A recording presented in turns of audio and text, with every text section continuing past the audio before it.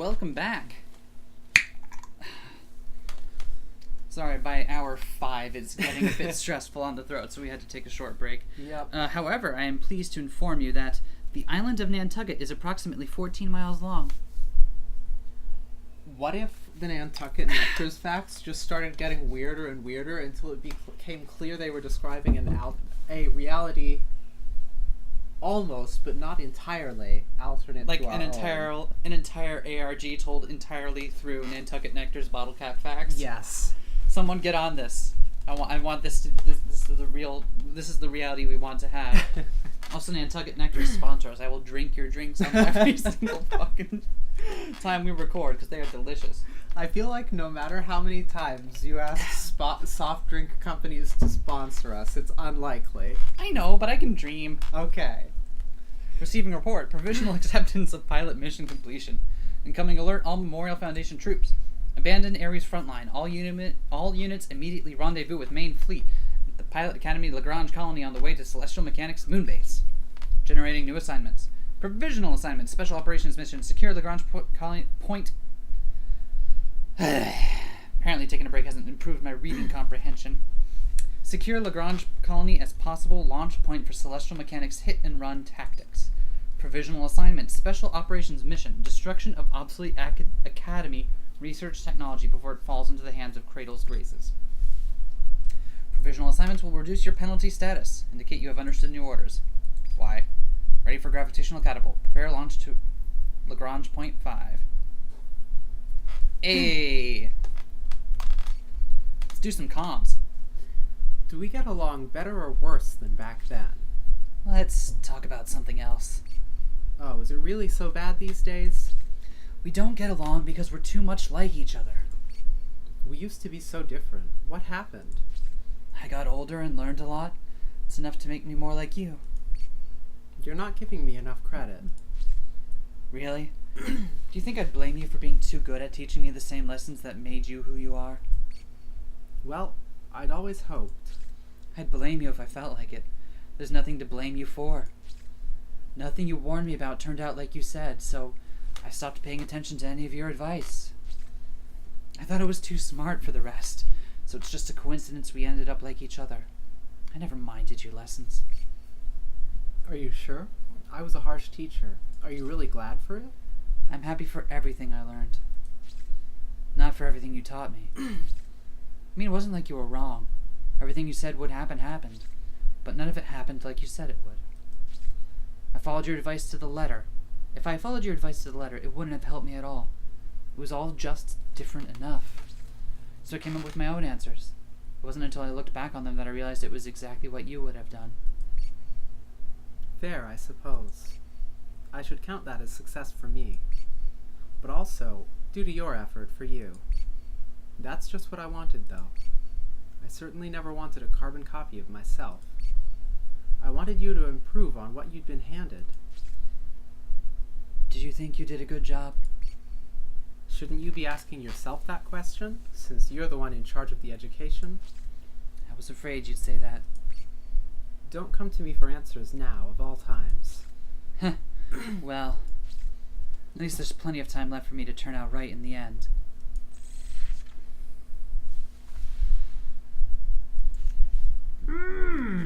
Secular Astrology Explained, Part 2. Also from ours. I only did this because you asked, okay? And I warned you this is dorky stuff. The ancient roots of it are pretty dubious, in case you were wondering.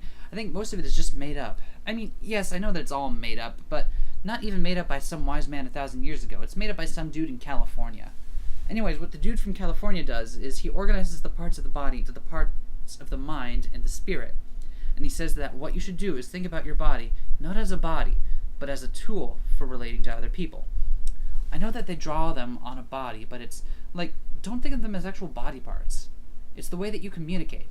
So this chart might help? I think the point of it, in a way, is to remember that these are all parts of you, but also parts of other people. And you have to have ways of communication between each other using them. People always ask me for their charts because they want to be flattered about what they're good at, but it's not the point. You need to know where you have trouble too. I looked at mine so much right before we broke up, you know? I think it did any good, but, you know, I'm so weak when it comes to Venus. That's the distance of breath, which means ability to read the atmosphere. And talking, the way to communicate through breath. When you're bad at Venus, doesn't mean you're bad with words, but you're bad at receiving words. You don't hear them, or you don't feed other people the words they need to live. Well, according to your chart, you're bad at that too. So I hope that helps. Can we talk about how so far in both routes, Mars has been there as the one who is explaining all of the stuff in the logs? Yeah. Mars just knows everything? Well, here's the thing. I don't know if that's just coincidence so far, because it made sense for Mars in the first route, right? Because we were playing Pluto, and Pluto and Mars are buddy-buddy. Mm-hmm. And it makes sense in this one because Mars and TL are X's. Mm-hmm. We might find that Mars isn't there in the third route. Or that Mars still is there and is just secretly the main character, Oh, uniting man. all the routes. That would be amazing. Pilot Halamede, annual report. She's not coming out of her room. Refuses to pilot it. Figures the most well-behaved of all Generation 2 pilots would have a tantrum like a storm when it finally came. Do you expect me to know what to do about it? Yeah. It's not really your problem, though, isn't it? Oh, it's really your problem, though, isn't it? Don't start. I'm begging. Fine. What's the problem, then? She'll get over it. Is she upset about her sister? Of course she is, but not for the reason I thought. What did you think? That she missed her. Hilarious. And what's the actual reason? She won't accept a hand-me-down. The low Sulci? She won't pilot it? She won't pilot the perfect second-generation machine because it was made for her sister?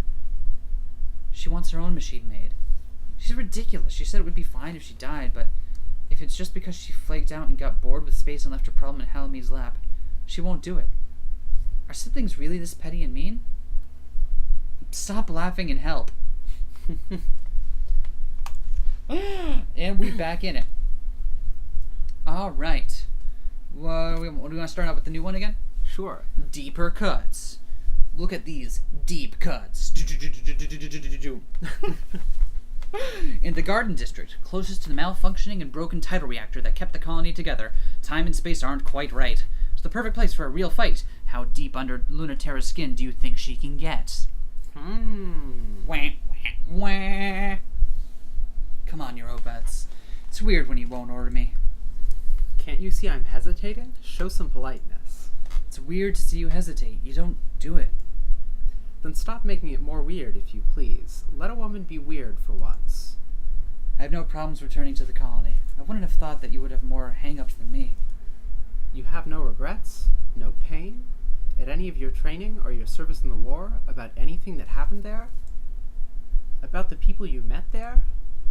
I don't have any problems returning to the Lagrange colony for this mission. The academy where you shaped us all. No, I'm happy to put it to rest. I was a real idiot, so I don't mind seeing it trashed. Or trashing it a little more to stop that celestial mechanics pilot from taking back the Lagrange reactor. Ah, you've taken an interest in Saturn. Professionally. She's a dangerous enemy. She was in Iapetus's division, but yet she was, yes, very clever.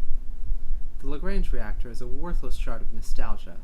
Iapetus must be truly egomaniacal to send that prototype unit after it. That's a bad sign. The worst fights always happen over something worthless. It's certainly a trap, but you know that. It's still a chance to get one over him and stop that pilot, if you're prepared to be serious. I'm always serious. Are you serious enough to stop playing? I'm not playing.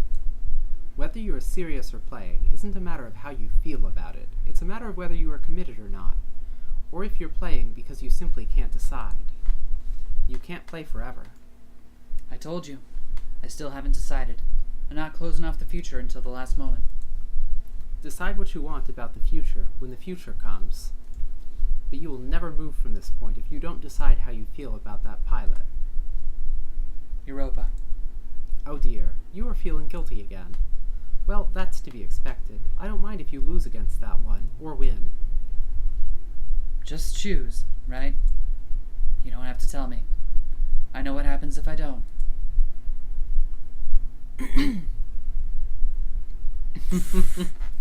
Fight for real in a fun way. What if the text of the two routes is identical, except with more scare quotes in the other one? Or the scare quote ones are inverted. Not long ago, the Academy Gardens were beautiful and they were warm. Now they're colder than space because no feeling is as cold as wet is, not even in vacuum. Under the stability of artificial gravity, Lagrange colony was as Earth. Maybe even a little bit more. Being more Earth than Earth was, it was also less, and so Memorial Foundation Existential Safety ordered it abandoned first when the space program was decommissioned. Not everyone agreed, and then there was a fight, and then the colony became like this, ruined in a way only human things can be ruined. The reactor was shattered, and with it all possibility for life and culture. Yet, still, some of it lingers. Moss grows, objects gather. Sometimes there are whispers, tidal memories etched into the space-time by humans who spent too short a time here. True space is more like a numb feeling.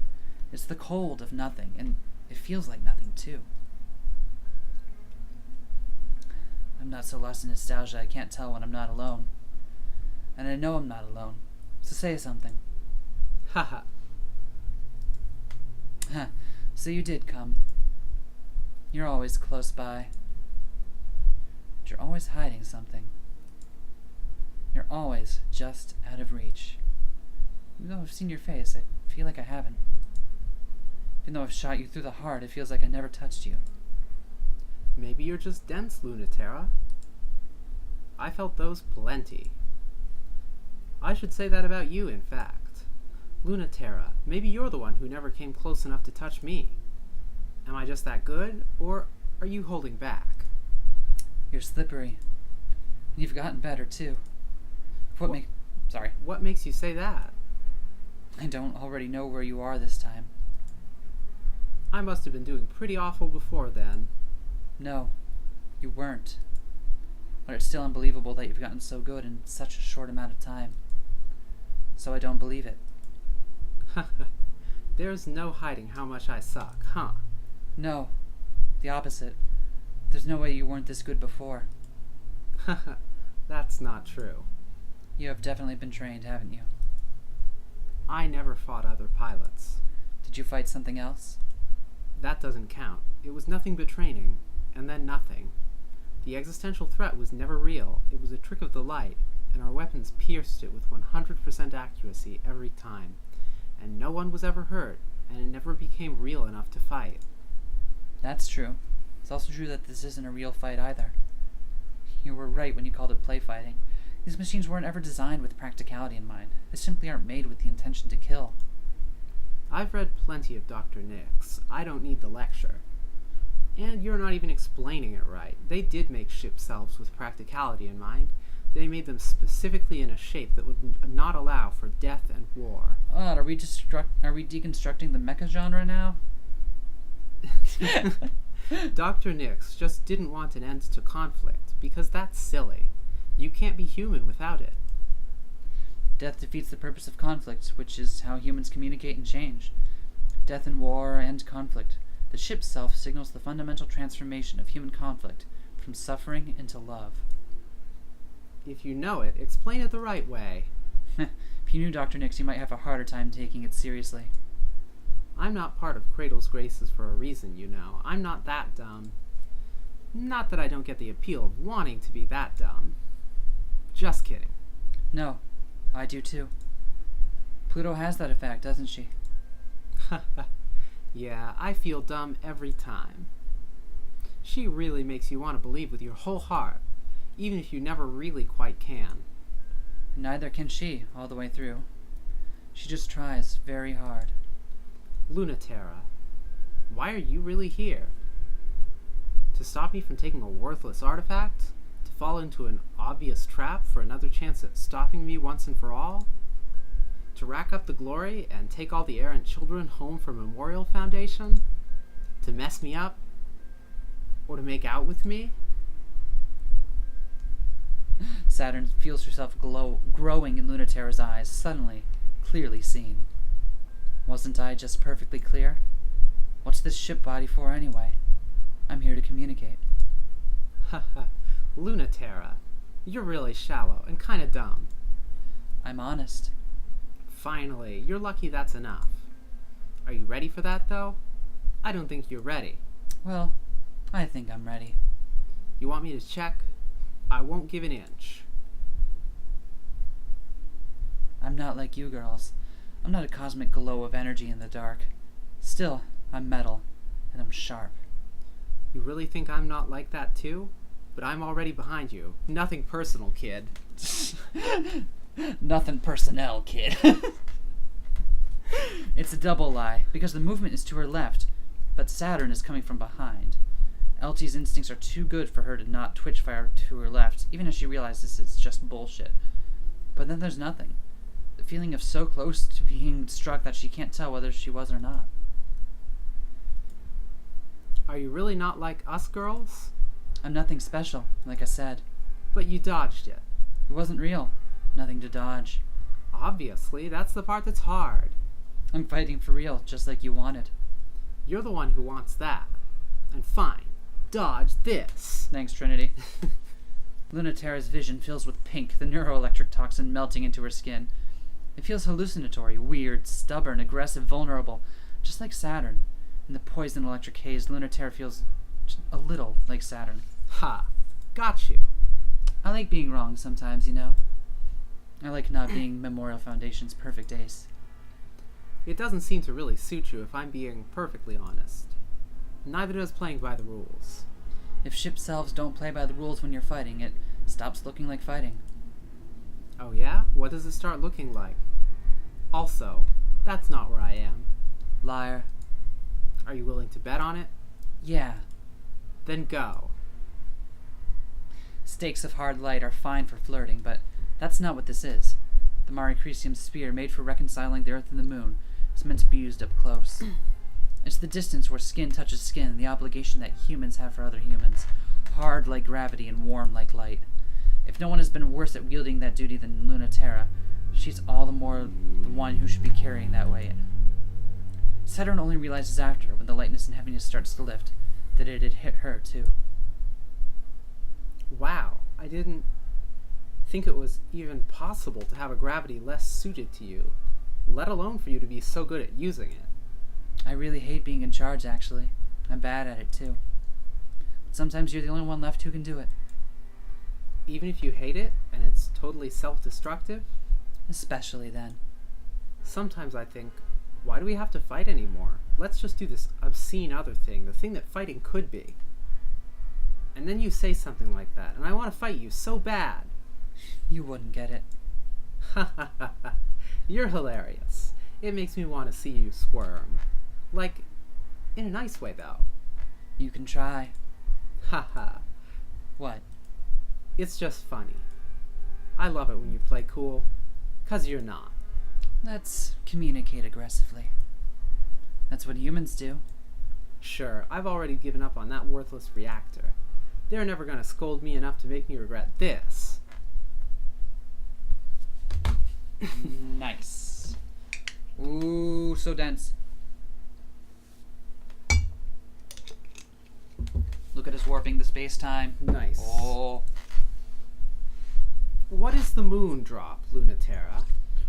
Well, it's when you get back from the moon, and then you're not used to being home after something so cool, and you just kind of... Oh, con drop. Okay. Took me a second there. I was like, what the fuck? Yeah? Halamede says it was something you used to talk about. Oh, yeah. We were thinking about crashing the moon into the Earth. Literally? Yeah, that too in the end. The goal of the space program used to be to make all the solar system figuratively equivalent to Earth. When humans touch it, it becomes ours. That's why we use the Greek word to identify the physical bodies of space and the Roman to represent our understanding and incorporation of it. We're being silly, taking a metaphor way too literally and way too far, joking about crushing the solar system together. Makes sense to return it. Would be nice and neat. Killing absolutely everyone. Yeah. It's a horrible thought. I shared it with Halamede. She hated it, but she kept on arguing about it with me. The Earth looks so fragile and small here, and the moon looks so big. That's probably why. It was a bad joke, and she never thought it was funny. Good. She is very perceptive when it comes to that. I am surprised always that people can find that self-destructive streak of yours harmless or imperceptible. I'm glad she didn't. Surprised you kept me around, given that. Should I have given up? Is that even a question? You should have followed your instincts. You appear to be misunderstanding. I take my work very seriously. As a leader, as a woman, as a pilot, as part of the Memorial Foundation. You know that there are very real things Memorial Foundation believes in, and I believe in them too. Yeah. In seeking to bring all people together, however, there are choices that have to be made. Should we cut the world to fit its people, or the people to fit its world? That is what we struggle with the most. Cut does not have to be a bad thing. It can be what's right, for you or for the world, making space for what exists without allowing it to be erased. Those the world abandons die, which is unacceptable, or they become another world, which is also unacceptable. A kind of violence. Like smashing the earth into the moon, hoping for togetherness and killing everyone instead. We didn't find the right solution, but at least we knew which was the wrong one. That's our mail got for us. Regarding Mecha 1 Mare Crisium. In a ship self, you don't have to worry about dying. Not in the same sort of way. A ship self, isn't even a weapon. It's a body for living and traveling in space, and it's equipped for doing the sorts of things that humans need to do, like fighting. The ship self, which lets you express it like it's your own body, better than your own body, is a machine that's for falling in love and having fights. It's formed to literally suit us. It bears only the most abstract resemblance to something designed to kill another human being. The most efficient possible form for ending lives as quickly as possible wouldn't look anything like a human. And that's why Europa designed them for a child's toy. They're literally designed to be like children's toys. That whole theme that they keep on talking about is literally true. Yep. Fuck. The ship self isn't a perfect form of war. It's a form that by nature turns war into something else. Part of this is due to humanity's relative weakness in space, separated from the origin of our gravity. Even with the power of a tidal reactor, we've barely come close to developing a ship self with gravitational and metacultural authority equivalent to a human being's on Earth. While humans on Earth need to devote most of this authority to keeping their shape, identity, and differentiation from other humans, lest the IT fields start to slip. A ship self is less authoritative than even this, so in space they have far fewer restrictions than humans on Earth. If a ship self were to make a planet fall, it would be crushed under human pressure and rendered lifeless. Subject, Iapetus Evaluation, Origin Memorial Foundation Executive Committee Minutes. Author, Operations Decommissioned Chair Europa. No. It's gratifying to know that you share my suspicions as well, so I understand that it's the purpose of this committee to prepare for any eventuality, and that this particular possibility hadn't crossed your minds was beginning to worry me. Oh, I'm no less worried now, but you're asking how to deal with Iapetus. That sense of superiority that he is not a weakness. It is truly dangerous, not just unpleasant. If he seems gracious or forgiving about a loss, it's only because he's utterly confident that he will eventually be able to surpass you. But he's a realistic man. He will find the easiest route. Merely coming out on top in the end is enough. He wouldn't consider the quality of how he got there. In fact, it would reinforce his sense of superiority to know he surpassed you without having worked as hard as you did. He's shockingly good at predicting others, except for the moments in which he has wildly underestimated one. These fascinate me in particular. He can be so uncanny when it comes to gleaning specifics from trivial behavior, and then he's blindsided by the most obvious conclusions. His lack of respect for inferiority is quite stunning. His win rate without having it should appall anyone with the general respect for human beings.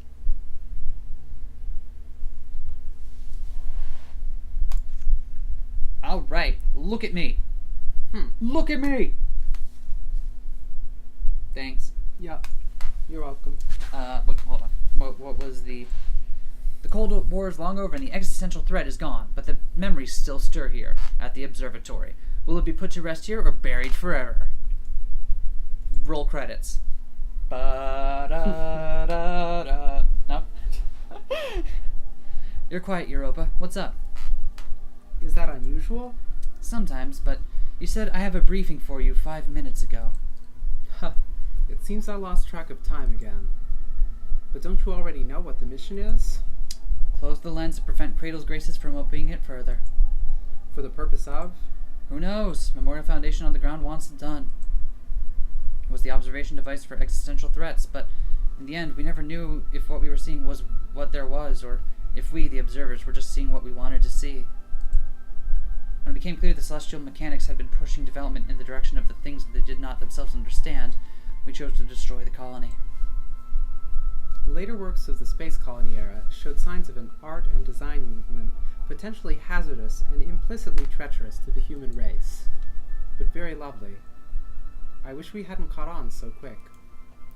Memorial Foundation on Earth would be loath to admit it, but it's possible it did and does, in fact, work, in one or more ways. Casts it all in a new light, doesn't it? I didn't expect you to feel so nostalgic. I have some happy memories of the Academy, don't you? Yeah, some. But I'd rather move forward in any way at all than keep dwelling. That's always a virtue if you have learned from it. And you're not just trying to forget. Keep your advice to the mission, and not me. Well, I only have an interest in the success of those two things. In one of those two things. Sorry. It's alright. The sort of fight you don't need robot. The gate collapses in nostalgia and disaster.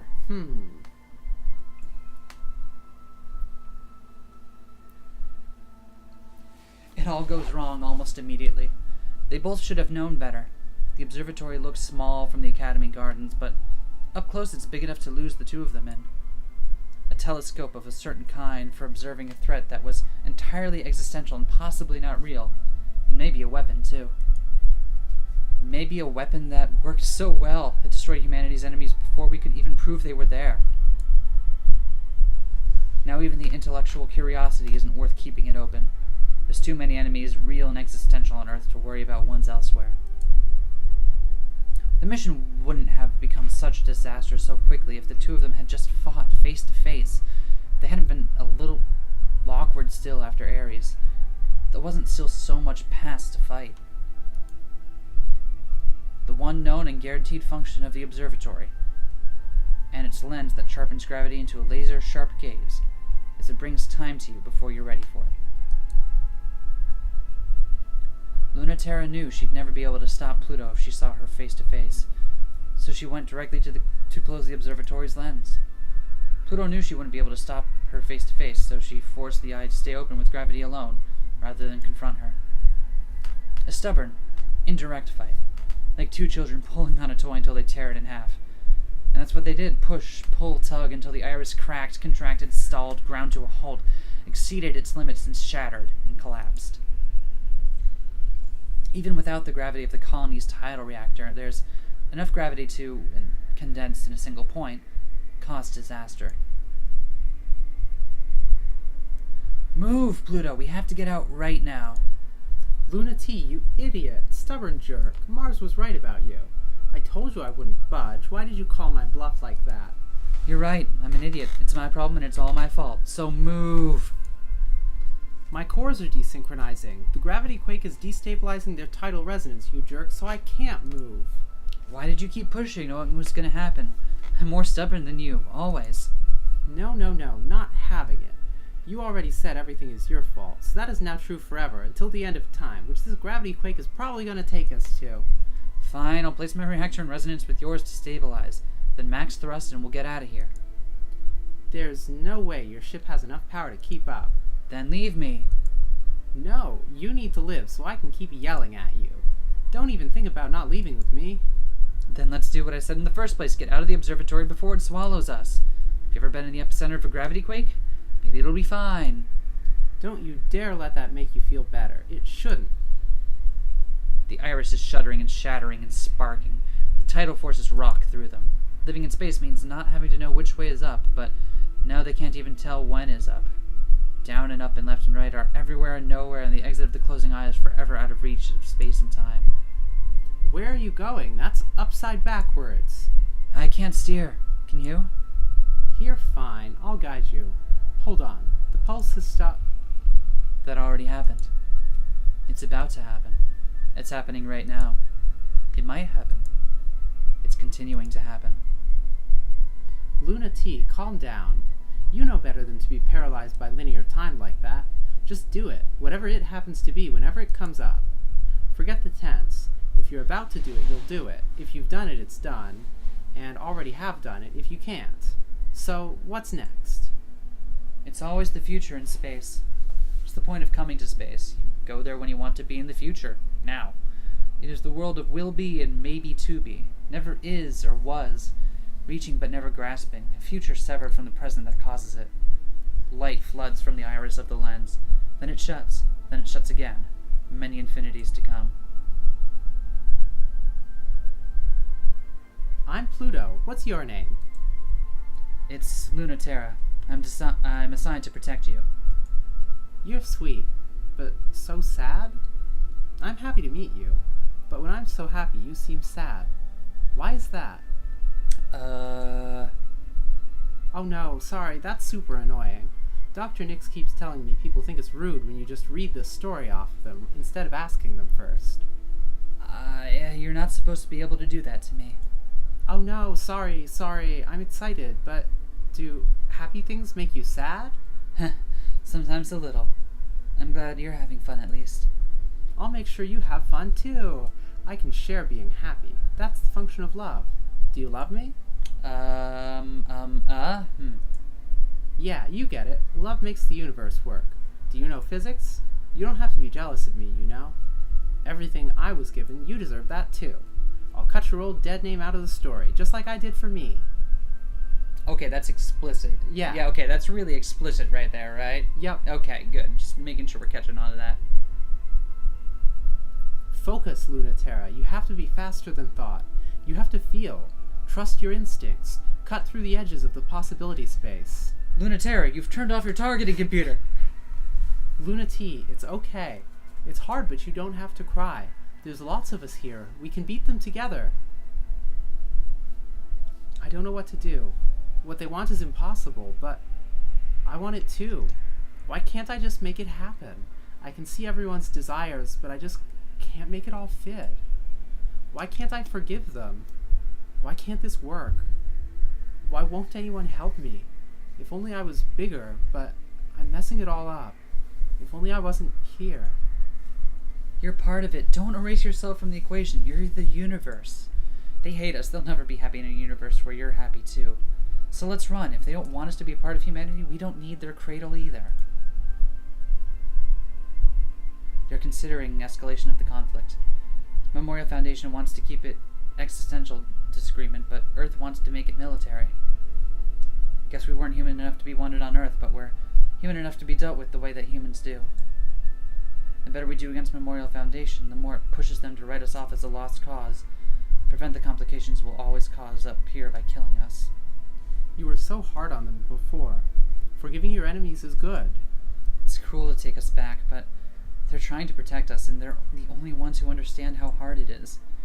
We knew we couldn't escape Earth's gravity, and I guess they know it too. That it's a war with no points, and they don't even have to worry. Is the chance worth it?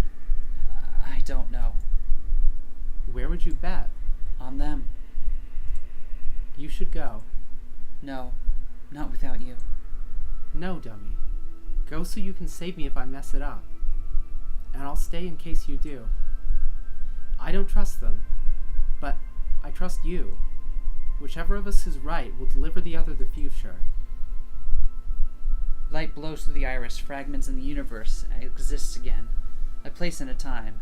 Clinging to each other in that place are Pluto and Lunaterra, touching to remember that they're alive. Broken but alive. Pluto, you okay?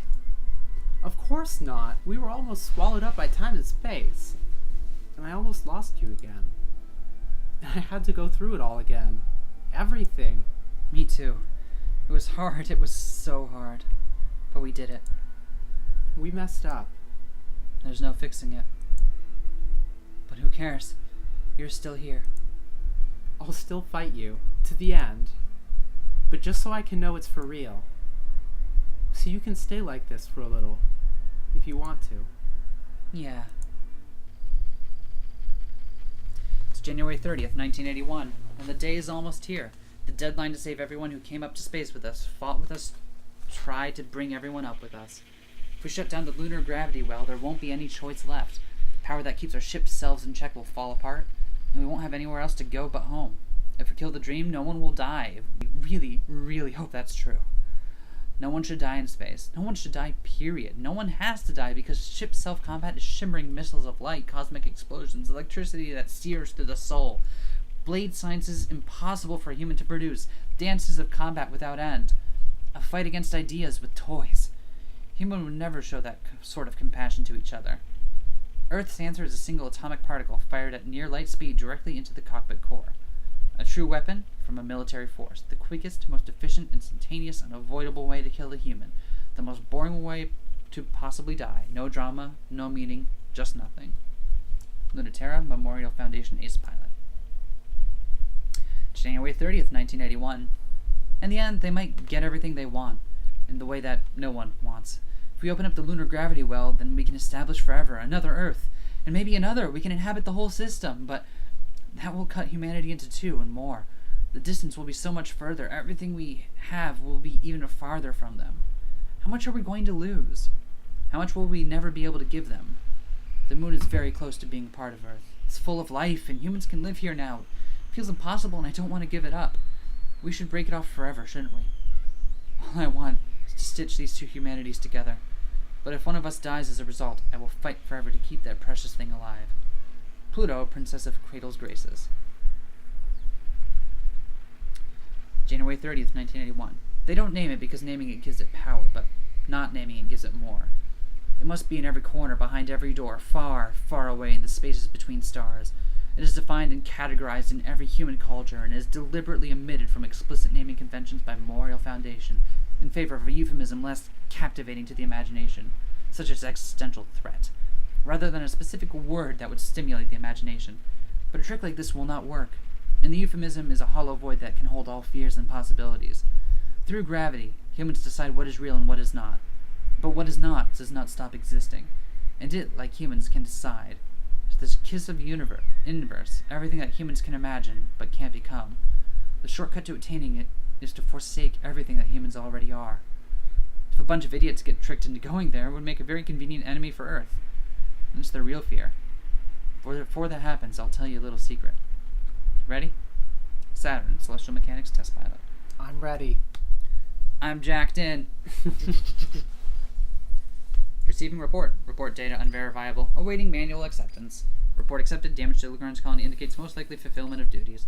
Incoming alert all Memorial Foundation troops. Prepare for landing on moon base. Alert Cradle's Greases and Celestial Mechanics troops have seized control of the gravity well. We must prepare for the confrontation we have always feared. But there's still hope. We will bring everyone home safe. We have Earth on our side. We will be prepared. Generating new assignments. Assignment scouting mission verifies status of Earth-controlled autonomous military units. Assignment free time spent as you wish before the final battle. Your record is clear. Indicate you have understood new orders. Why? Ready for gravitational catapult. Welcome home. Interesting. You've had more than a few fights with that Celestial Mechanics pilot at this point, haven't you? Yes, fights. Exactly. You've really met your match. In terms of troublesomeness, I think she has me beat. Did you know her? Saturn? A Generation 3 pilot. I was only in charge of combat operations, and the third generation never saw combat, even against the existential threat. Of course I knew her, though. She was one of Iapetus's top candidates. He used a variety of methods to artificially jumpstart extreme tidal sensitivity in otherwise unremarkable pilot candidates. I thought none of it worked. The first ship selves had manual controls. To bridge the gap between your intentions and the energy of the tidal reactor is a complex language, a conversation between yourself and the machine with advanced mathematics. You use your hands, but it is a fundamentally mental approach. Dr. Nix wanted to achieve communion through the soul. Iapetus, however, felt that direct interface with the body would be the most efficient. Teach the body, and the mind and soul would follow. Sounds dangerous. Also, made up. It's all made up. There is nothing inherently wrong in using the body as a primary medium. However, he inflicted the intentions of the ship selves on the pilots, rather than teaching them to express their intentions outward. He wanted subjects, not actors. It's impossible to read the rhetoric of his methodology any other way. Was Saturn particularly resistant? Is that why she was downgraded from primary candidate? No, she was intensely loyal, like another pair of hands and eyes for Iapetus. It was the opposite. She accepted all of those intentions perfectly. She was perfect. You see the problem, don't you? A doll like that doesn't have the will to compete in title conflict. Why are you telling me this? He realized in the end he had crafted someone as boring as he was. Ah! Ah! It took a long time for you to learn how to be a person after having been forced to be someone else. Knowing turn towards the camera, turns back to game. Don't forget how to be tender to Hellions, Lunatera. Subject, lost story. Origin, ambient title forces. Author, a rivalry. I'll be AUBB. Okay, I was waiting for this chance. me too. Thanks for obliging. Wait, should we do A and B pilot voices? I don't remember what the pilot voices were. I was waiting for this chance. I don't remember what mine was. Okay, though. that's fine. Me too. Thanks for obliging. Anytime, but I'd love for this to be the last time. Oh yeah? Do you have a plan for arranging that? Or are we just gonna fight forever without end? Do you win when your win ratio tips over 50%? It's climbing for sure. I can't deny it. You're slipping. Getting lazy? I'm just bored. I don't want to win an argument. I don't want to win a fight. I just wish you were dead, okay? Me too. I can't kill you. And I don't really want to either. Well, same. Man, don't talk like Neith. You know that pisses me off. Don't say their name then, maybe. Maybe they died because they were tired of us having the same fight over and over again forever? Are you kidding? They lived for it. Man. What a bitch. I know, right? I really miss them. Me too. Want to fight about it? Man, geez, sure, I get it. Subject, fuck space. Origin, ambient title information. Author, a loss. You know what?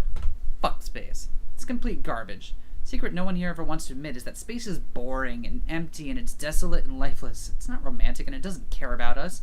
They embellish dull gray photographs of dust with beautiful colors to pull our heartstrings, but the reality is nothing but different shades of gray, the palest colors.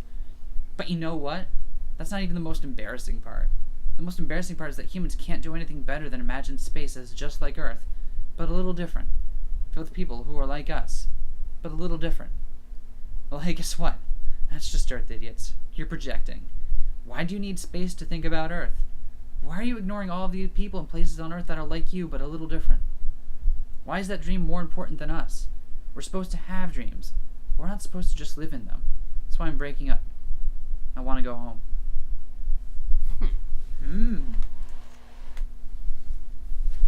All right. Well, what if we do...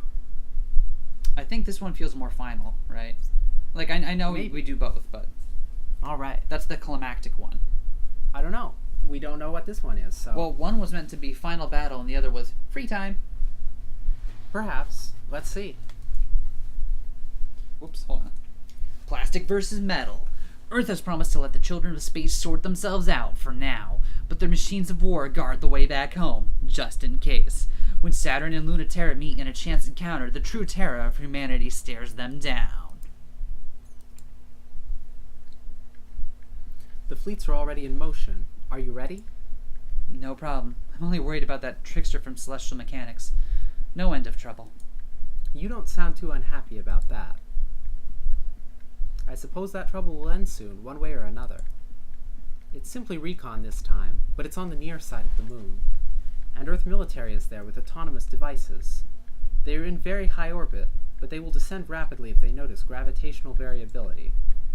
The ship itself is a shape intended for humans to exist in space, outside of Earth's pull. It isn't intended for war. The military is here with that most direct of intentions, so don't let them achieve it. Funny that the planetary sphere doesn't seem to think we're on the same side. There is nothing funny about it. We are not on the same side. We are complicating the problem. We can't let it go as much as Cradle's Graces or Celestial Mechanics can. Earth has graciously allowed us considerable leeway in dealing with the closing of the space program on our terms. Broken and naive as they find us, Memorial Foundation International begged them to let us try to bring the wayward children back home bloodlessly.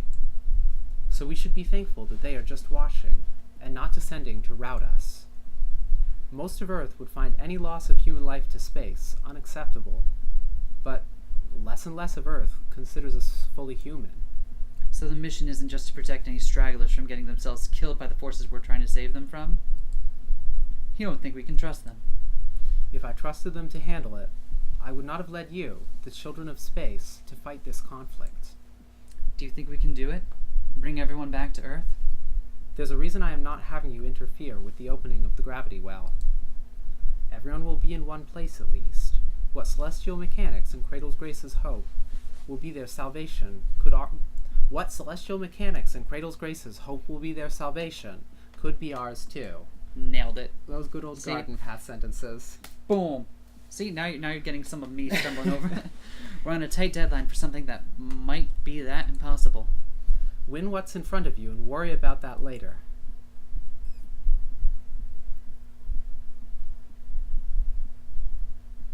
Alright, time to hide. They hide together in the peaceful moon's winter night. It's winter on the near side of the moon, which means it will be half a month before this hemisphere sees day again. The frosted forest will see spring in a week, summer the week after, and fall a week after that. A year of seasons in a month-long day, even terraformed. Could humans live like that? On the near side, though, at least the Earth will always be in the sky, eternally huge, shining with authority and kindness. Unlike its agent, who hangs in the corner of the sky like a migraine aura. There's nothing extraneous about its shape. It is here to do just two things: look, then kill. When Saturn flew a millimeter too high, the autonomous military unit looked, then killed, but just too slow, and Lunaterra pushed her away and dragged them both deep in the winter forest. The unit looks twice as hard. It's been encouraged to not miss twice. Shh, don't make a sound. You're being too noisy. I get that a lot, but this time I'm not making any noise, so don't tell me to be quiet. You're the one flitting all over the place. They're listening for gravity. Vibrations are not the kind of noise that they care about. So keep moving and don't make noise in your heart. Don't make a sound in all possible senses. Don't make a sound physically, emotionally, or spiritually. Calm down. They don't like it if you're not calm.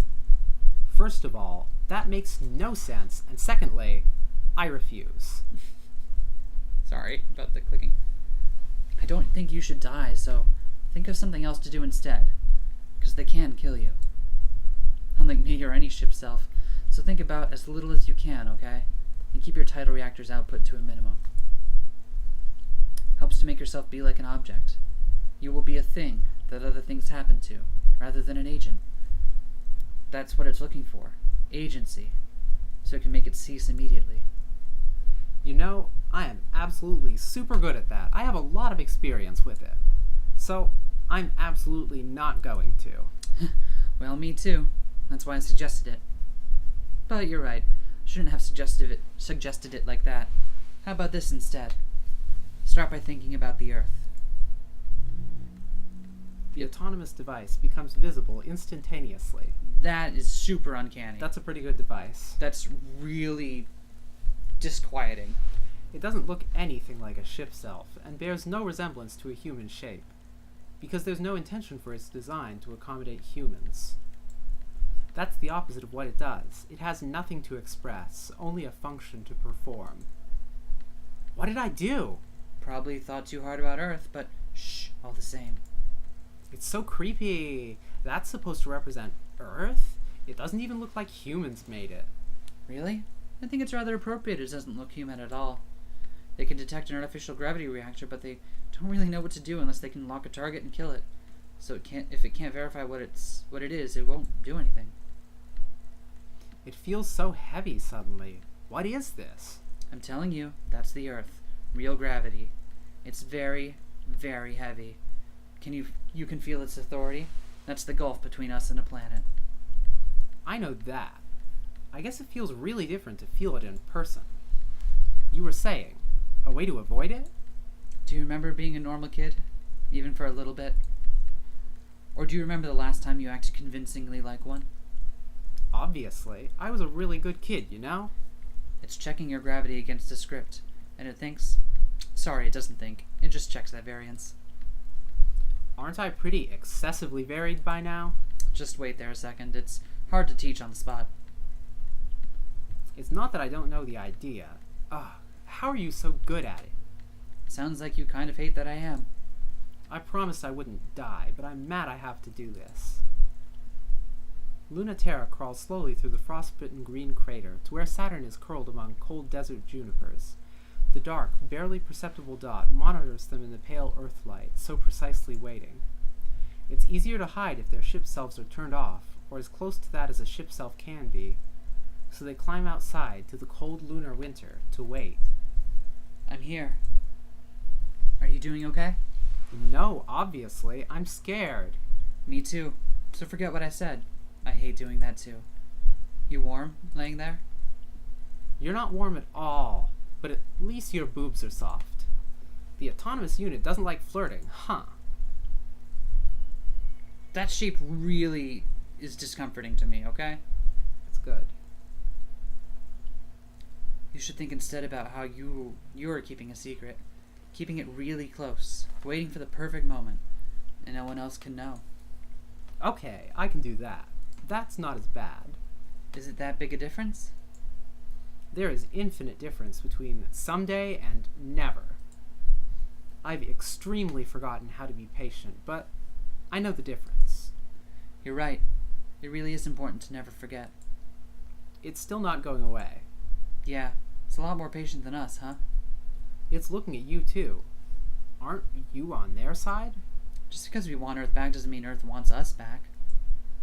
So, Memorial Foundation really is that stupid? Maybe. In their eyes, we're as bad as you. So why go back? Because fuck them. They don't want anything to do with us. Memorial Foundation thinks it's optimal for humanity to return, but I think many humans think it would be just fine if we died. That just makes me want to come back to Earth even more. Ha. Spite I can understand. I can be petty, too. I want back, even if only for the spite.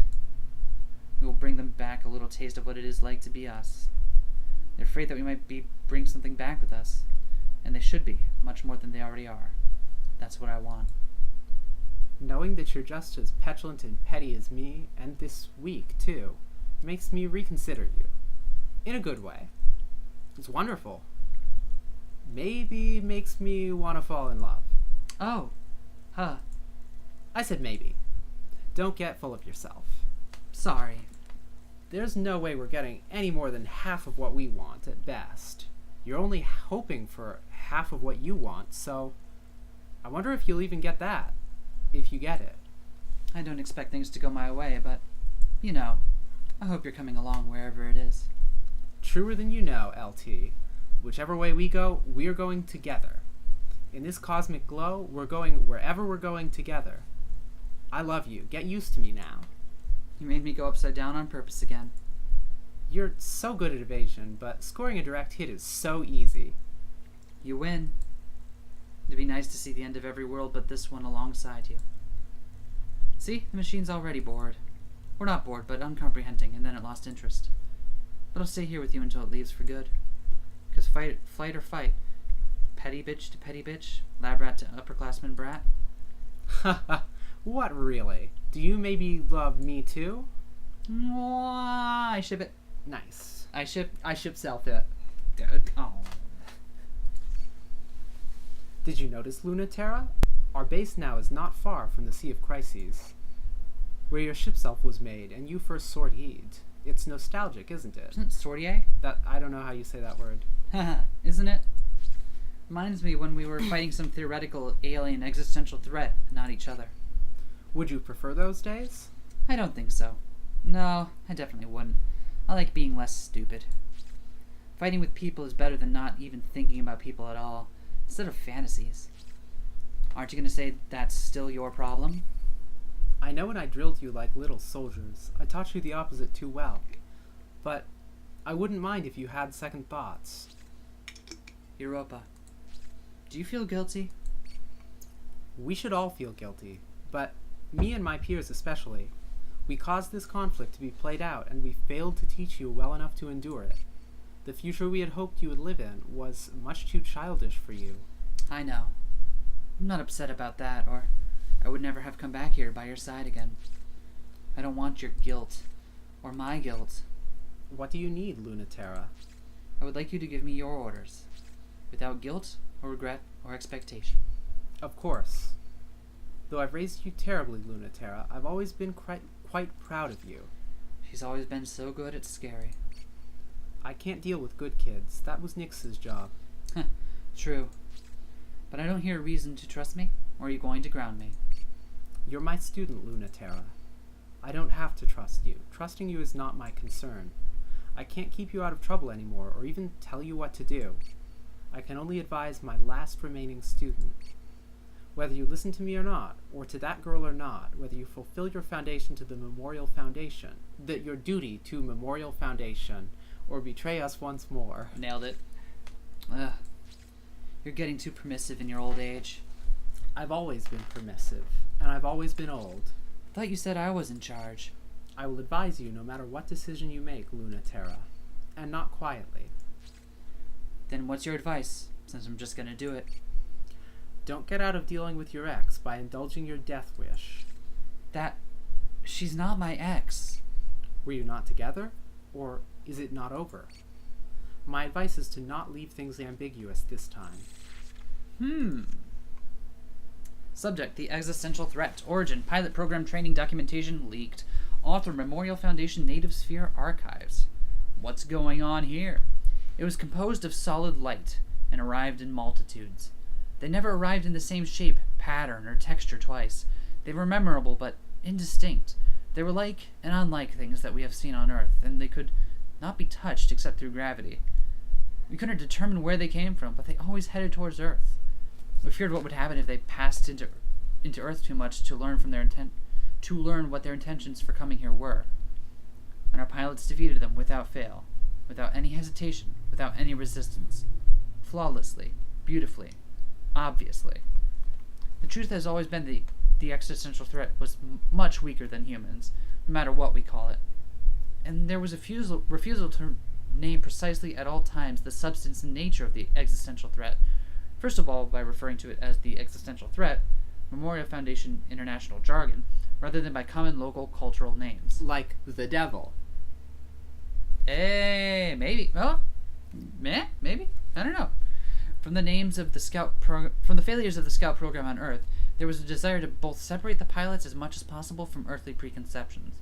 We did this to understand the new ways in which our pilots could be human, and we did this to understand how the existential threat would change in corresponding ways, complementing their new humanity.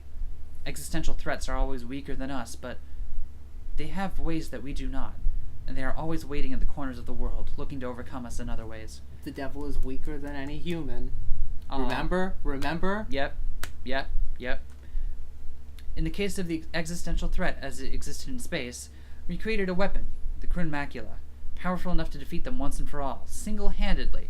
And we did so, and we lost every reason to be in space, and we ended all mystery and possibility. So it is surprising that, in filling the void, it became the pilots who took the role of the existential threat, as is known to occur on rare occasions on Earth. Final mission? Give me the moon! Moon. We found it. Found it. There's the moon. Excellent. Wow, To the Moon is such a good game. It is. Remember when we tried to record that a while back? Yeah. Like, almost a year ago. Jeez. Yeah. Give me the moon. New orders, Lunatera. Get out for a while. What? Oh, really? You don't need me on standby? Yes, but you're making everyone anxious. The pacing and sighing is becoming melodramatic. Even worse, some of the girls are beginning to find it very attractive. Show them some mercy and give yourself a break, please. Sorry about that. I just snapped at one of the deck mechanics. I am getting tired. I know, and it's given her a disgusting crush on you, so please leave before more of my crew become compromised. Oh, Lunatera and the most terrible of superpowers. I still don't get why that happens. That you don't is less of a saving grace than you might think. It's good that you're not full of yourself, but you have no awareness of your own value. I'm aware. It's not a mystery to me why someone would like to earn the approval of someone who treats them as if they don't deserve it. Oof. It's an intoxicating feeling. Shade thrown.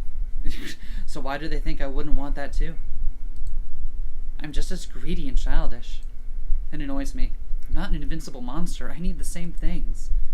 Oh, grow up. You're no different than any of my other girls. You're the only one who thinks you actually have to be this made-up person. What? You think you're gonna teach Pluto to not take on the burdens of those she cares about when you can't even throw off your own entirely self-inflicted ones? You know my girls aren't stupid enough to not see what a fool you are alongside your strength. They wouldn't find you so charming otherwise. Didn't you learn anything from your terrible relationship with my tragically pathetic niece? I learned not to pretend I could give someone what she wanted. Wrong. You should have learned that just because someone likes you doesn't mean they don't also know you're an idiot. No one needs you to be stronger. You need to let yourself be weaker. Do that quickly so I don't have to hear any more complaints from you or those girls. Aren't you tired of hearing them yourself? Wake up and forgive. All right. Let's do this! It's mid-afternoon, but only half the sky knows it. The burned gold fades into reds, pinks, purples, and night at the edge of where the moon's terraforming abruptly ends. It's such an outlandish light, like standing in the middle of day and night, an unsteady feeling to be on the precipice of a hole between world and a not a world. The boundary between Earth and space is here. Terraforming engines dutifully pour blue, white, and green into the craters and barren rock, the elements of air, water, and life. It will continue until the moon is the Earth and the Earth is the moon, cosmologically, philosophically, literally. The long-awaited unification of Luna Terra. I want to watch it forever, even though it's not going to keep going forever. There's a pleasure in watching something happen slowly. Like keeping track of the moon in the night sky. You can see it happening inch by inch. You have to be patient, but it's such a satisfying feeling. Luna Terra looks up from her resting spot on the Mary Crisium's foot. You ever watch it like this, Pluto? I thought I had finally snuck up on you for once. I'm still not as crafty as Saturn. Darn. You were pretty close before I noticed you. Could have been a surprise if you really wanted a surprise attack. I wanted to see how long you'd trust me with your back. How'd I do? Great, until you tried to be clever at the end. Whoops, I'm definitely gonna get yelled at again. You got yelled at? Like I was in the academy again. It wasn't great. I wish I could have seen it. I'm really glad you didn't. I've seen all of your most embarrassing expressions, but I never get tired of seeing more. Aw, Pluto knows what's up. It's no use hiding them from me. Fine, I give up. Wow, you should get humbled more often. It's making you really cute. You don't want to fight this time? I was hoping we could do it honestly, for real, for once. It might be our last chance for that sort of fight. I was thinking that too, but it's our last chance to take a walk like this. Today I want to do that instead. It's not like the end of walks are at stake. There's going to be more walks, Luna Terra. But not exactly like this. I like it in the middle of things, the stillness of change. In the haves and in-betweens. So like you to be rooting for them, Lunati. Okay though, because you asked. You never ask for anything, so you should get it when you do. Aww. Come with me, I want to show you something. What they find is a waterfall, or something that's trying to be a waterfall. The rushing water flows through the canyon until the atmosphere becomes too thin and the sun becomes too bright, so it turns into vapor and dissolves. A rush of water stopping abruptly, yet very slowly. The point where it stops is moving forward. Eventually the atmosphere will take hold and the sun won't be able to strip the air and water from the moon. It's one of the last valleys left where space is still here, where nothing in inverse still exists instead of everything in us. I thought it'd make you happy. You love lilacs still? Oh wow, they grow so fast here, I wonder how. I think the seasons are playing tricks with them. But look, they're trying to grow right into the line of the sun. You can follow the trail until they burn in the sunset. They'll keep crawling until they reach the valley. We're so unbelievable. Humans can overcome even this. Do sights like this still make you feel kinda sad? A little, but humans still deserve it, so I can't stay upset. This won't be the moon anymore, but part of the Earth. And I want to hold the human and the alien together. We'll lose something if we don't. I wish it could be in that middle space forever. We grasp for something new, but we lose everything we touch. I just want lilacs. And a home. A space with room for us, wherever that is. How much would you give up to have that? A lot. How much would you? All I would need to make that choice is for you to make me feel that way, Lunati. How do I do that? Convince me everything's going to be okay. That we won't be losing anything, even though we will. Make me feel that way once again. Well, we're no stronger, smarter, more perfect than any human beings on Earth, first of all. Second, there's no place more beautiful on the moon than anywhere on Earth. Really, think, nothing else in the universe that looks different, that beautiful, that incredible. Third, touching ship to ship isn't any different than touching body to body. We can speak that same language with just our own flesh. It's just a metaphor anyway. You could be human anywhere. That we did it up in space just means that we can do it back on Earth too. We know the language. First, we would never have been allowed to grow up like we did here, back on Earth. Second, space is cool. Third, giant robots are impossibly cool, and nothing you can possibly say will change that fact. Well, we're all we have. The world made me awful, and I had to fight so hard just to be provisionally recognized as human. So I don't know why I miss it so bad. Wish you could tell me. My standards probably are bad. This part will sound stupid, but I don't want to believe we couldn't also be happy on Earth. No matter how good the future is, that our happiness isn't that fragile. You know, you say you have very little faith, but I think you have more than me. You don't want to give up. You have so much faith that you want to keep going, even if you believe it's totally pointless. You're obscenely stubborn. Things could be much different. You and me especially, we are very, very lucky. If we had been born in space, we would have been even luckier, but you only get so much. I worry about what we would be like if that hadn't happened. For me or you. If what hadn't happened? Would it have taken us even longer? I already feel like I became a person too old. Would we spend out our lives without ever... Luna, we'd have found another way. Somehow. In Earth or space. No one is ever born whole. We got there eventually, didn't we? Continues turning towards camera and staring. Turns back. I think so too. So I'd like to believe that no matter what, we could live and be happy. Even immortal bodies on our boring, awful home. I mean, they can't undo what we have done. When they take us back, they'll have to make us a part of them. Isn't that the simplest, sneakiest way to get everything we always wanted? You really make me believe sometimes, Lunatera. Giant robots are still really cool, though. Well, I tried. Maybe it worked. It might be too late, but maybe it convinced me. You know I trust you, even when I can't. Come on, let's go smell the flowers. I want to touch them. I want to see if they're as pretty as I remember from Earth. It's not quite 9.8 meters per second squared yet here on the moon, but it's getting there, and the lilacs smell wonderful, and they're soft, and the air and the water is like a dream. The real thing. You're really warm. And you're really cold. Still, you're right. Skin to skin isn't ship to ship, but it's nice too. It feels exactly the same in a different way. No more or less. I missed you so much. I'm here. I'm right here. You really are. You're really still so bold, Lunati. I mean, I'm teasing. Oh, okay. But that doesn't mean I'm also not offering. You're so mean to me. But you love it. You can be so strong when you're not trying to be strong. Ah! Ah! Adorable. Way too fucking adorable. Ah! Halamede, I knew you'd choose us in the end. Even if you didn't choose me.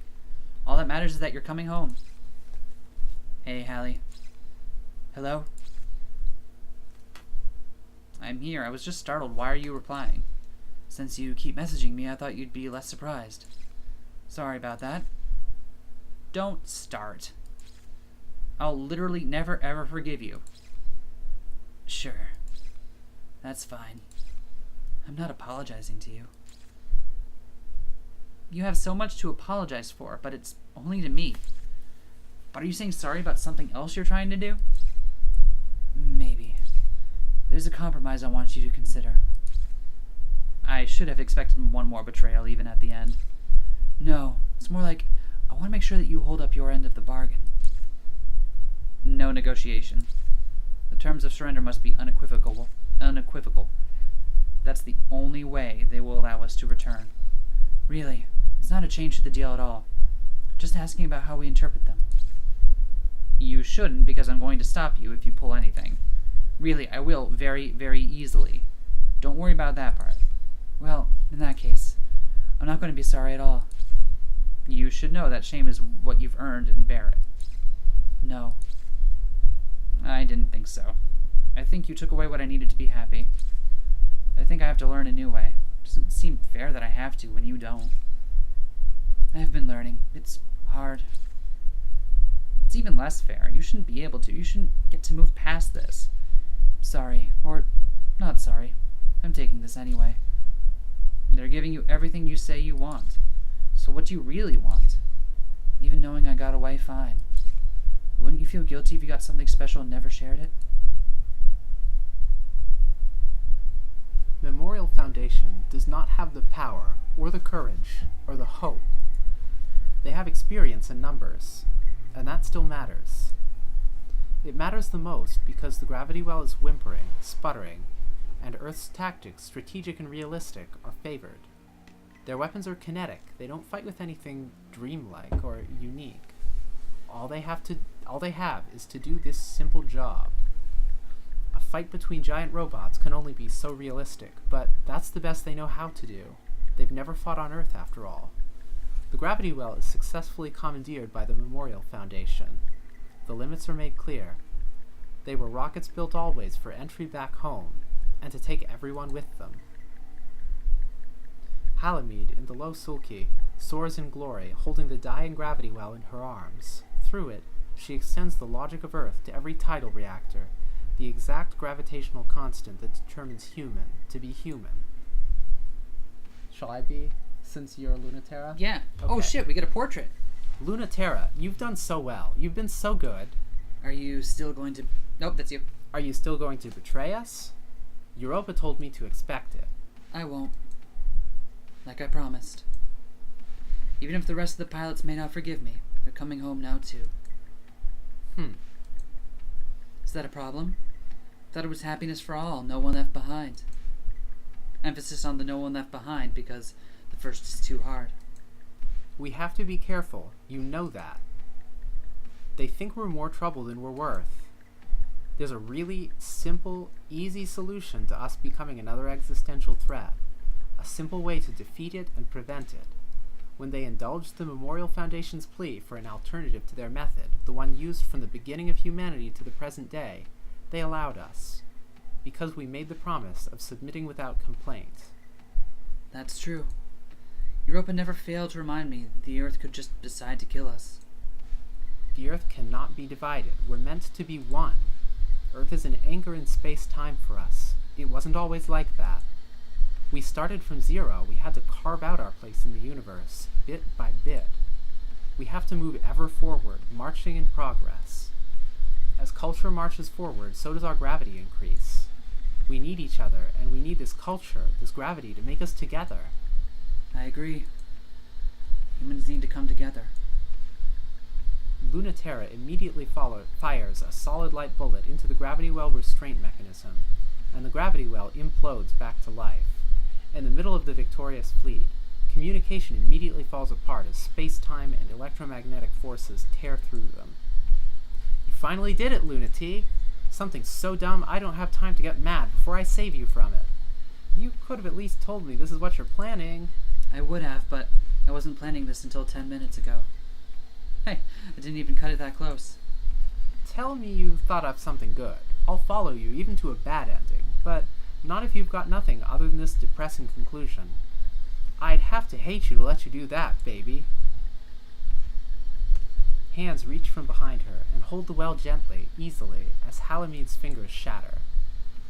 What? Traitor! Sorry, I'm just borrowing it. You're not sorry now, and you weren't sorry then. I think you might really wish you were sorry. I want to believe you want to be sorry, but that's not good enough. It's certainly much too late for it. I wish, instead of wanting to be sorry, You just wouldn't be able to be happy again. Too late, I already have chronic depression. I can't do that. Then please, deny this. Low Sulky is made almost entirely of constantly refracting hard light. It emits from every angle at light speed a drowning torrent, a reversed vacuum, a void of energy, an unignorable, undeniable deluge. Light with the substance and pressure and weight of water. The heaviness is unbearable, to Lunaterra especially, yet it's so familiar, it's impossible to escape. Automatically, she falls right in. No matter what terrible things you've done, you've never forgotten exactly what you deserve for them. That's how you could make it up. That's how you should make it up. At least, not in the same way. Which I know now. I thought I would die before. But the nice thing is, if you don't die from this, you grow up. Even if it feels unfair. Are you suffering?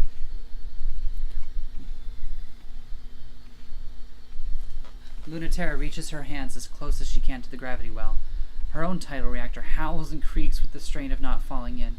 It isn't interested in Lunaterra's dreams. It just wants to have everything. The infinite wish of humanity, Earth's pure greed for the white void, the all-consuming gravity that erases all distinction. Pluto can barely keep the light at bay. Tears into Pluto with perfect synchronicity. The Memorial Foundation has been waiting for this chance at the unit designed to defeat them, the one that reminds them of everything they can't have. She's drowning, but her fingers are still reaching, still holding the dying gravity well. The true enemy are the fast-approaching autonomous defense units. Unlike a self-ship, they are designed with war in mind. Talamid said the easiest option is just to kill us. The option they're always most eager to take. No wonder they felt the ship self-program was just a fanciful indulgence. They are surprised, then, when Saturn tears them to pieces. Huh, I guess you were right. From how unsure you were, you made it sound like it was going to be a lot harder. Pluto, you've been a good influence on her, like how I've been a bad one. We're really suited for a hopeless woman like that, aren't we? Thanks, Saturn. It'll just be a little longer. Don't ignore my nonsense. When this is over, I'm not going to forget it. Sure. You can tease me all you want if you win. You're not very inspiring. It'll be super inspiring if we win. So let's do that first. Saturn poisons the waters. She corrupts the information. What washes over Pluto is muddy, pink, toxic, and definitely bad for you. But at least it doesn't want to eat you alive in the name of love. It just wants to mess you up in a good way, and let you mess it up too. The destabilization has gone successfully so far, and the gravity well is diminished and weak, and dying fast. That's okay though. It's enough for a little wish. The greatest trick is to just move 1 inch forward. The only trick. Change the physics by a decimal point, in a secret place where they won't notice. Equivalent to inventing a new Earth is changing the acceleration due to gravity by 0.01 meters per second squared. That is something that is impossible, even with the gravity well. The Earth is the Earth and will bind everything to it.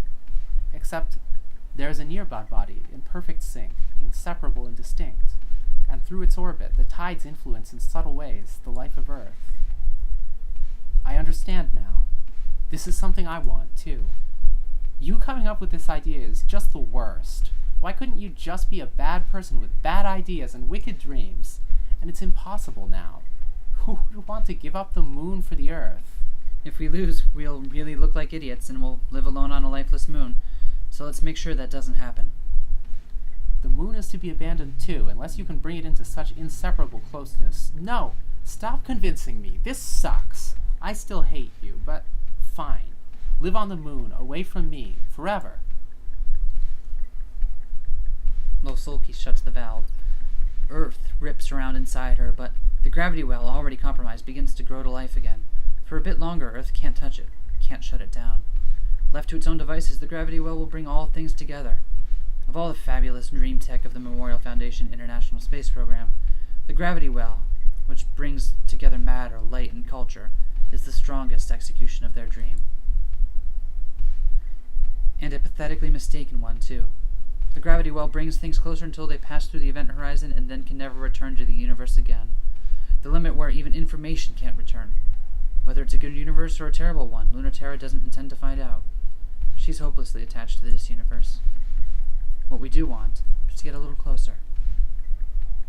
I thought you said you could find a way to be happy in any kind of future.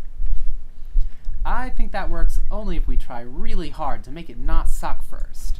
See? She gets it. Well, it's not like I think it won't work.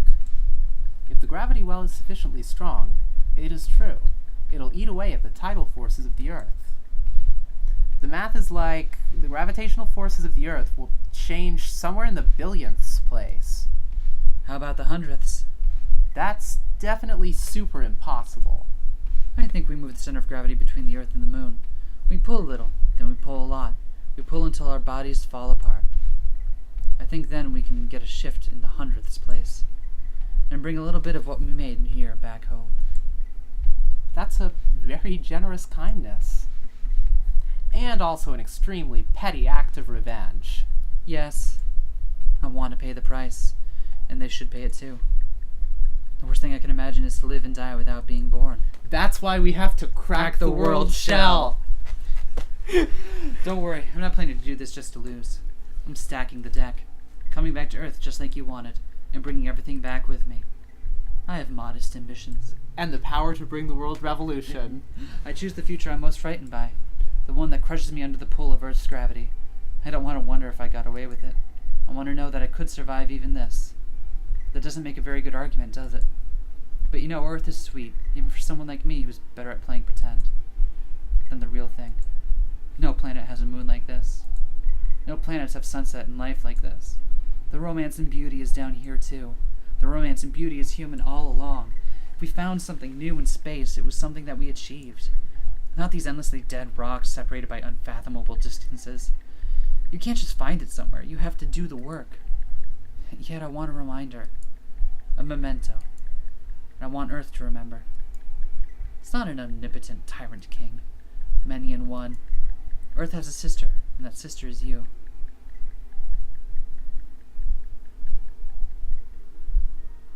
Lunaterra doesn't hear the alarm. Her body knows exactly when it's supposed to wake up, and she does. She doesn't have time to wake up this early anymore, but her body has a hard time letting her go back to sleep. She wakes up, tries to focus her eyes. Her head hurts just a little, so she thinks she'll go ahead and make coffee. Nice. Except Saturn's arm is tugging at her shirt, and Pluto's legs are tangled up in hers. Nice. So maybe she can't make coffee just yet. She warms out of the comforter as much as she can. The apartment's summer air conditioning keeps things nice and cool, but the summers here are hot. And so are the girls. Hey! Maybe if she tries really hard, she can go back to sleep, but it's hard. It's always hard with the sun still there, but especially with the hum of the AC and everyone slow breathing and the light shiver of sweat. Hey dude, wake up. Yeah. Hey, don't pull me back into bed. Pluto, stop her. But I want to see who wins. You're the one who wants to make breakfast. You made me wake her up. Don't act like it's not your problem. None of you were up when I was up, so it's time to sleep forever. That's what I said. Also, you're clearly awake, so let go. No, Pluto. I'm making breakfast, though. I already turned on the stove. It's fine. It'll just burn the house down. Help me stop Saturn. Okay. You traitor. You betrayed yourself. Oof. That's enough out of you. Come get some coffee, Lunati, before you get a headache over it. You're really such a fake. It's for serious. You too? You switch sides really easily. So do you. Up again? Alright, you're helping me make breakfast. What? How come she gets to sleep in? She'll be right behind us. She was. Lunaterra shivered for a second, bare under the AC, and then she got up. She turned the light canceling off in the windows, and the day, which will last for the rest of the month, poured in. Where she can feel a minute They of live on the moon. before she wants to go get breakfast too. On the near side of the moon, the Earth will always be visible. Without the hands of her old body, she won't ever be able to fly or feel the view as anything but a picture of her again. Even the memories are fading. But the moon is closer, so close that there's almost no difference between it and the Earth. It's another country, a strange country, and the Earth is too.